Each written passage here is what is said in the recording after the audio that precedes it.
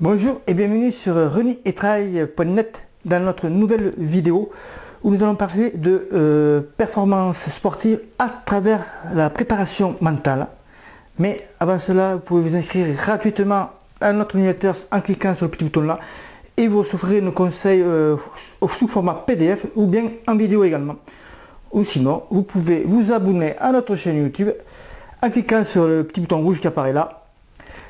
Donc maintenant c'est parti, je vais vous faire la chronique du livre Beat the Loser qui est aux éditions Amphora, qui fait environ 104 pages et qui a été écrit par Nicolas von Berg, qui est un athlète suisse, un tennisman suisse, qui a été classé au niveau professionnel et qui est devenu coach sportif et coach mental.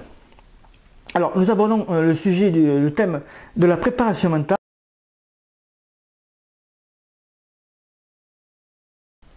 Alors, vous trouverez bien sûr la chronique complète sur notre site runietrail.net. Vous aurez un lien qui se trouve en dessous de la vidéo, mais je vais vous le présenter brièvement.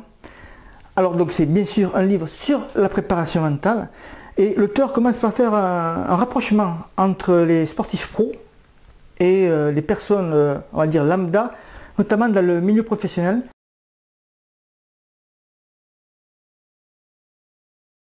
Avec trois mots qui reviennent régulièrement: compétition, performance et résultat. Alors, vous le voyez très bien, vous êtes en compétition avec les entreprises autour, vous êtes également en compétition avec votre propre collègue de travail et on vous juge à travers vos performances et vos résultats sur le terrain, soit en termes de vente par exemple pour un vendeur ou bien en termes de nombre de clients vus dans la journée dans certaines autres professions. Et donc en faisant ce parallèle, on peut s'apercevoir que les notions que va utiliser l'auteur dans ce livre sont très proches en fait avec notre milieu professionnel ou notre vie privée également.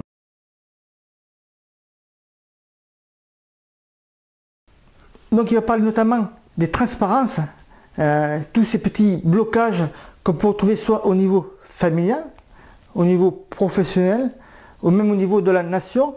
Par exemple, on va dire pour les blocages pour les sportifs français, par exemple pour ceux qui descendent, qui font du bobsleigh, ça peut être un blocage d'être considéré comme une nation mineure. Et donc il utilise pour cela notamment la pyramide de Diels. Alors je vais vous la montrer. Alors j'ai fait des petites recherches sur cette pyramide. Décidément j'arrive pas à mettre le cadran aujourd'hui. Sur la pyramide de Diels, c'est une pyramide qui est aussi utilisée dans le milieu professionnel. Il y a plusieurs niveaux. Les trois premiers niveaux sont ceux qui sont souvent celui de l'apprentissage et de l'application des connaissances, pour tout sportif par exemple autour de l'entraînement. Il s'agit de l'environnement, des comportements, actions et des capacités stratégies à mettre en œuvre et que l'on peut répéter notamment à l'entraînement ou en compétition.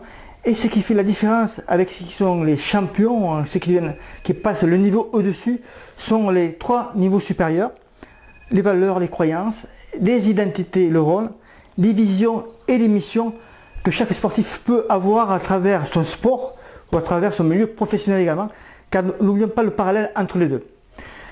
Bien sûr, tout cela est détaillé dans le livre. Je voulais marquer également en dessous de la vidéo une rétro là-dessus sur tous les chapitres que j'ai pu lire. Et donc vous allez pouvoir me dire dans les commentaires ce que vous mettez en œuvre au niveau de la préparation mentale, si cela est un sujet qui vous passionne ou si au contraire vous avez complètement laissé tomber, mis de côté comme beaucoup de sportifs cet aspect là. Le mental est important en sport, on y reviendra avec des témoignages et d'autres interviews, car beaucoup s'appliquent à dire que 50% c'est pour l'entraînement et 50% c'est le mental qui joue, voire dans des proportions qui différencient énormément.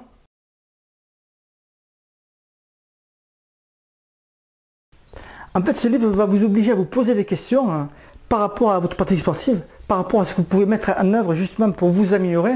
Et donc si vous avez des questions sur ce livre, ou si vous voulez parler avec moi un petit peu de préparation mentale, vous pouvez le faire en laissant vos commentaires en dessous de cette vidéo. Quant à moi, je vous retrouve dans une autre vidéo autour de l'entraînement trail running. A très vite sur runningtrail.net.